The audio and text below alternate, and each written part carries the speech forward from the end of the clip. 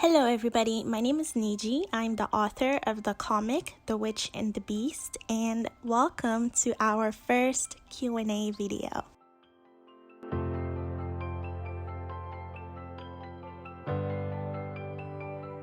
Before we get started, I would like to say a huge thank you to everyone who's liked and subscribed to the story. I would also like to say a huge thank you to all our supporters on Patreon. It truly means a lot to us. Each Patreon donation goes towards the production of the story so that Leo and I can continue to put out the work and keep the story alive. If you would like to support us, you can join us on patreon.com/IamNiji. There you will find some exclusive content for the story and you gain early access to our creator videos. So once again, thank you everybody for supporting the story.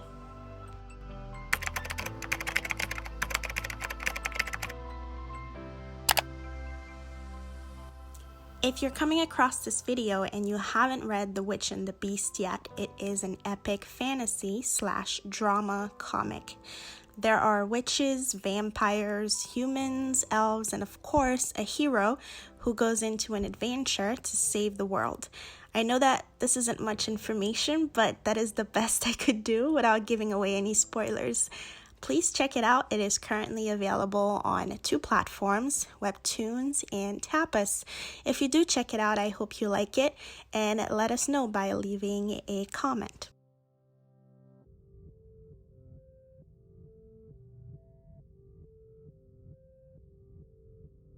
Today, I will be answering questions you guys have submitted in the comments and on my Instagram. There are a lot of questions, so we're going to go through them, and I will be answering as many as I can to cover as many topics as possible. So, a lot of people asked the first question. Morgan Sita on Instagram says, what inspired the story? And I've always wanted to create a fantasy comic. I read a lot of fantasy novels. I read a lot of fantasy comics and graphic novels, so I've always wanted to do something like that. Very recently, I was inspired by TV shows like Castlevania and Game of Thrones because I like the complexity of the characters as well as the plot. So I wanted to do something, similar to that. And vampires happen to be one of my favorite mythical creatures and characters to write for. So I decided to add them into the comic. For our next question, Tipsione asks, did you read the Vampire Chronicles? Nicholas reminds me of a young Lestat. He kind of does. I did read a few. I read Interview with the Vampire. I've seen all the movies. I am a big fan of Anne Rice. I take a lot of inspiration from the lore, the vampire culture and history that she's created in her universe. I think there's a beautiful mystery to it, and I just like the way she writes her characters. So she has definitely inspired me when it comes to creating my own characters for The Witch and the Beast. Yeah. I mentioned before that vampires were one of my favorite creatures to write for. So some other works that have inspired me are Castlevania, Vampire Hunter D, Hellsing. This other story doesn't have a lot of vampires, but Lord of the Rings is a huge influence as well. Game of Thrones, I like the aspect of the characters going into adventures and having a goal set up and something that they have to, achieve, which kind of like brings the story full circle. So there are a lot of those tropes from the stories that will appear in The Witch and the Beast as well. For our next question, TG Sweet Pea says, this story's plot and art is superb. Thank you. How far out do you have the story planned? I do have the majority of the story planned out. The story in total could easily span over 100+ episodes because there are a lot of events that I have planned for to happen. which is why one of our goals is to really become a featured creator on one of these platforms, so that we can have the opportunity to tell the story at its full scale. As far as the ending, I have somewhat of a vague ending in mind, but I'm still working on different scenarios and different possibilities because I want everything to play out really well and to have an ending that's really satisfying, not just for myself, but for the readers and for the characters. A user asked, do you have any pointers? I'm starting my comic soon. And I did previously respond to this user, but I will just read what I said to them. I said, I would say writing and art are equally important to tell a great story. So before jumping into storyboard, write a summary of your general plot and outline each episode. It will help you save time and organize your scenes. If I could add anything else to that, I would say that you really have to stay organized and focus. For The Witch and the Beast, we are a 2-woman team, so we have to communicate a lot with each other. We have to stay organized and divide tasks. So if you are working on your comic, you just have to really plan out your workflow so that you can set up a routine and update consistently, which can be really difficult. But over time, you will pick up a natural pace for things. And yeah, hopefully this helped. Pamela asks, will there be romance in the series? Yes, there will be a lot of romance in the story, because we have couples, we have, people that have yet to meet. So there's going to be lots of interesting pairings, and I can't wait for you guys to, see the development. And for our next question, Moreira asks, how did you come up with the story? Do you have initial sketches of the story that you can share? And where and what timeline is the story set? I do have a lot of sketches that we've done for the story and early concepts for the characters. I will be rolling those out gradually on our Patreon page. One of our tiers for Patreon is behind the scenes stuff and sketches, so you will find them uploaded shortly on our Patreon. And as far as the timeline, the story doesn't take place on Earth, so the land has different names and the towns and the countries have different names, and more of the universe will be revealed throughout the episodes of the story as the characters go on trips and travel. We will get to see more of the land.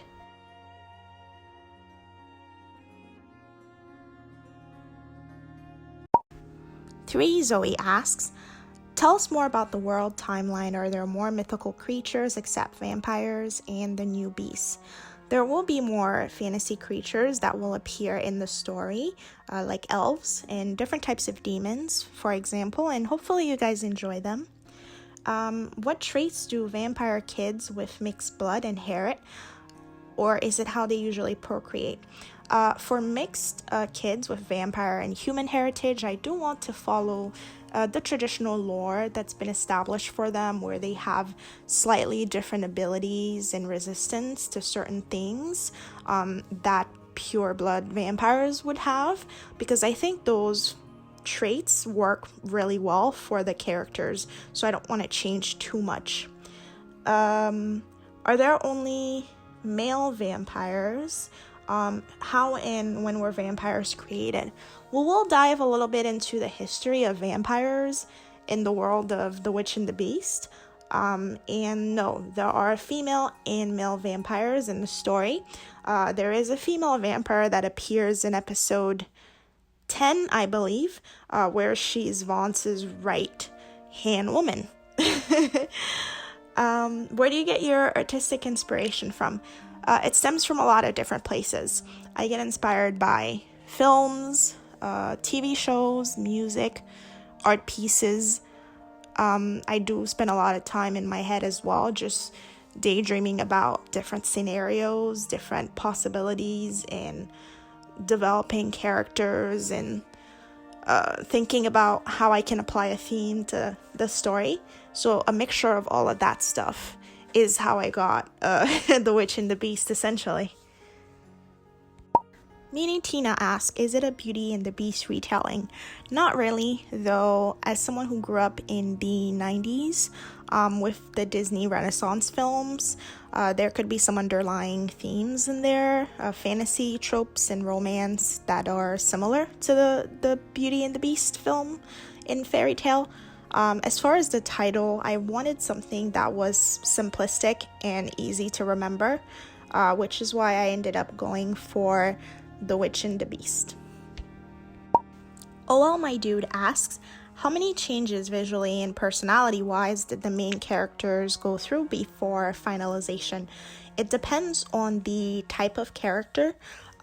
We usually spend more time on our lead characters, main characters, and fantasy characters.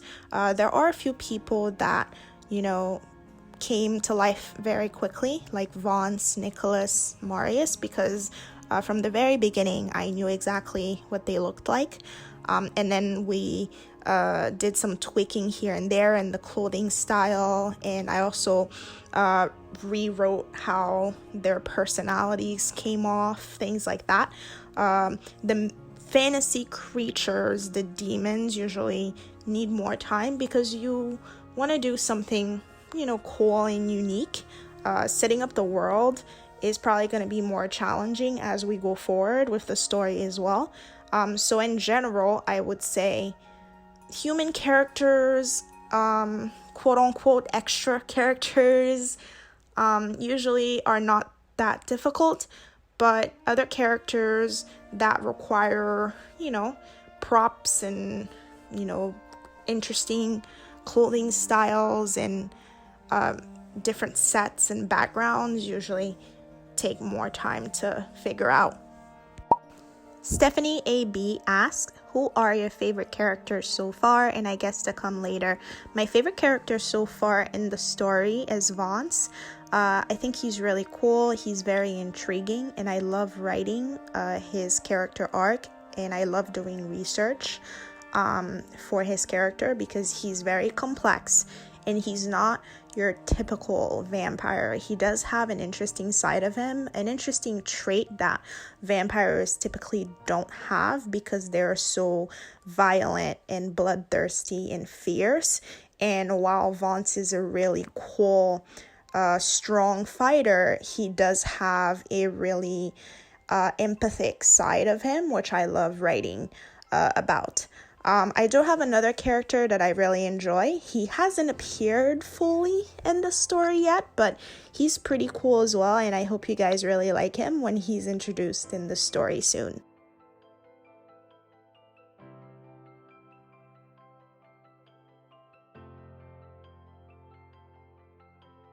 So far, my favorite characters I absolutely adore. Well, not adore, but I just really like Marius. I'm terrible.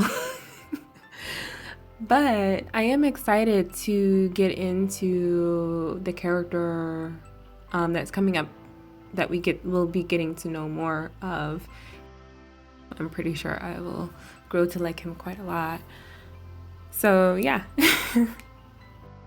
Okay, so this question is from Cookie Nut. It's for about the body proportions, especially the hands. Any tips on how to attain such? I would just say probably what is pretty redundant, that most artists would say, is practice. I've been doing art now for about 11, I would probably say a little bit longer than that, because I started doing digital about like 10-ish years ago, and I was drawing traditional before that. So for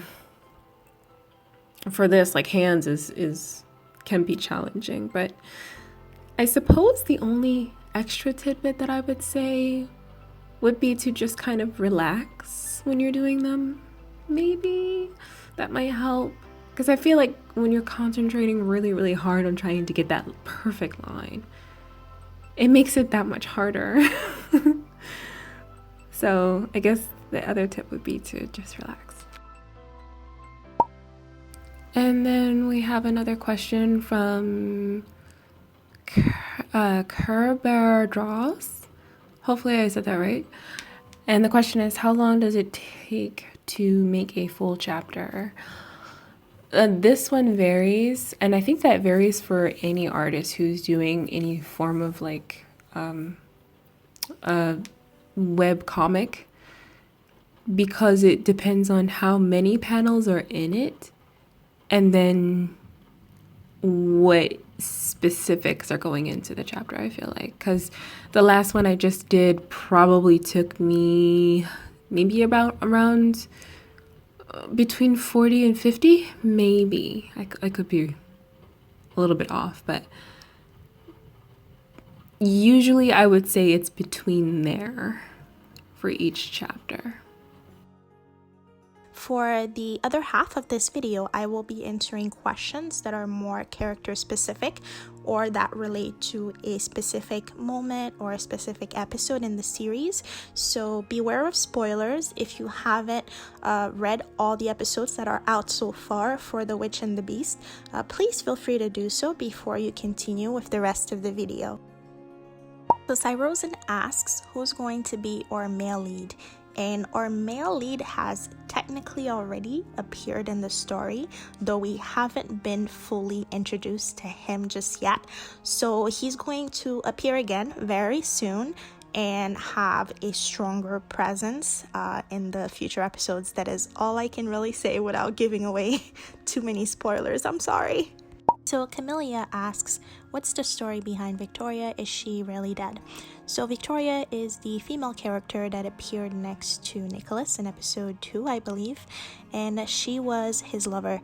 I imagined her to be very young and very naive, and she had met Nicholas about a year or two prior to the events of episode 2. And Nicholas practically seduced her and had made a lot of false and empty promises to her, and unfortunately Victoria was very enamored with him, and instead of choosing to be with her, he killed her instead. And that was to show his own character and to also showcase that Nicholas is battling a lot of demons, which we will explore more later on in the story. But unfortunately, yes, she is really dead. Aunt Wacky says, if Nicholas is overfeeding, I wonder why. Is it purely out of spite or something more? And why is he so full of contempt for humans? To me, it seems like he's not just toying with them, but punishing them. That is a very interesting observation. There is definitely something more to him than just killing for the sake of it. So that is something that we will explore in future episodes. But yes, Nicholas has definitely gone through something that has caused him to act this way. So it is a mixture of hate, spite, and trauma, I would say, from his past. And I don't know if this is a spoiler, but yes, there is a causality to things that have happened to him in the past, which is why he is the way he is. All right, so next question. Ascertain, someone asks, how did Vance and his wife meet? Are the vampires immortal? Do they stop aging after a certain time? You guys will get to see how Vance and his wife met, which was a pretty tragic moment in the story, but they've been together ever since. For vampires, are they immortal? They do live for a really, really long time, but they can be killed. They do stop aging after a certain time, which is why Marius still looks fairly young, even though he is father to Vance and Nicholas. What about Vance and Nicholas's mother? What happened to her? Is she alive? Unfortunately, their mother is no longer in the picture. It was mentioned in this episode that there was a previous vampire king. Was he the father of Marius? No. The previous vampire king was not related to Marius by blood. How would you describe Vance's parenting skills? Easy, strict. He's very perceptive, I would say, as a parent, but that doesn't necessarily make him a strict parent. And because of his ability, he does have an interesting take on not just his parenting, but on people in general. All right, for our next question, this is a specific question that relates to episode 8, I believe, about Amelia and how she can be the last witch. So in the first episode, when Jacob meets with Marius and his sons, Nicholas does mention that the witches have gone nearly extinct. And so we discover later on that Amelia in her coven, which is the Redwood Coven, did survive, which makes Amelia one of the last surviving witches that exist in that universe, which is why she is so important to different parties, and they're basically trying to recruit her and her baby because they have unique magical abilities. So for the first time, when Vance stares at Amelia, he is detecting that she has magical abilities, and that is the perceptive side of him, noticing things without people having to spell them out. And when they touch hands, they have another special moment, which is Vance using his abilities to read her emotions and essentially try to convince her to join them. We do see him use that ability again in episode 10 with the baby Elia, where he can sense that she is afraid. So that's a part of his abilities as a vampire, is to read people's emotions. So those were visual indicators for his power and also for Amelia's magical aura. Lastly, Jacob and Amelia were seeking help from the vampires in the first place because they are at this point in time running out of options, because if you've read the last few episodes, they are also being hunted by demons, and Amelia's powers are starting to weaken at this point. So an alliance between Amelia and the vampires is pretty necessary if she wants to survive and if she wants her baby to survive. So they are forming an alliance out of desperation at this point, because vampires and witches were enemies in the past, but because there is an outside force, there is a darkness that is trying to hunt her down, she is forced to ask for help. Dramatic asks, is our main character going to be their kid, referring to Jacob and Amelia? I would say yeah, their kid Elia is going to be one of the main characters of the story. So Mama Bunny asks, she's so pretty, how does she know how to find the vampires? And this question relates to episode 4, I believe, where Amelia and Jacob are talking, and he tells her that despite her instructions, they were unable to locate the vampires. And this is background information that never made it into the episode, but Amelia is a witch, and she essentially used a spell to locate the whereabouts of the castle. But vampires know how to hide really well, so it was still not made very easy, and Jacob and the others had a bit of a hard time, but the vampires were expecting their arrival, which is why they were waiting for them in the forest, and Jacob and the others were still able to meet with Marius and his sons. So for our last question, a lot of people were wondering about Vance and Amelia, if they had any type of romantic connection. Morgan Sita asks, did Vance and Amelia have a past life together? Can this be a question y'all addressed in the Q&A? Unfortunately, Vance does not have any sort of romantic relationship with Amelia, and they did not have a past life or anything like that.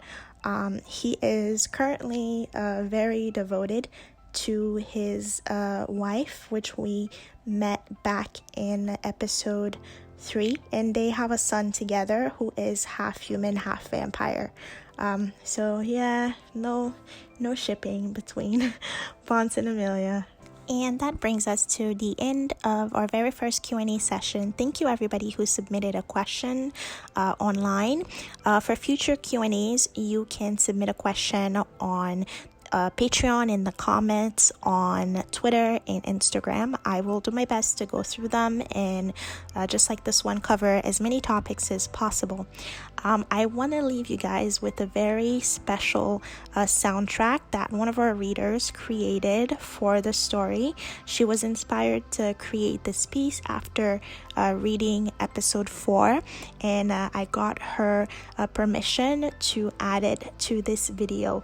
So this piece is called Melancholia by Crystal Z. I will leave her info down below so you can follow her on Twitter. Thank you so much everybody for watching and listening to this Q&A, and I hope you guys have a lovely day.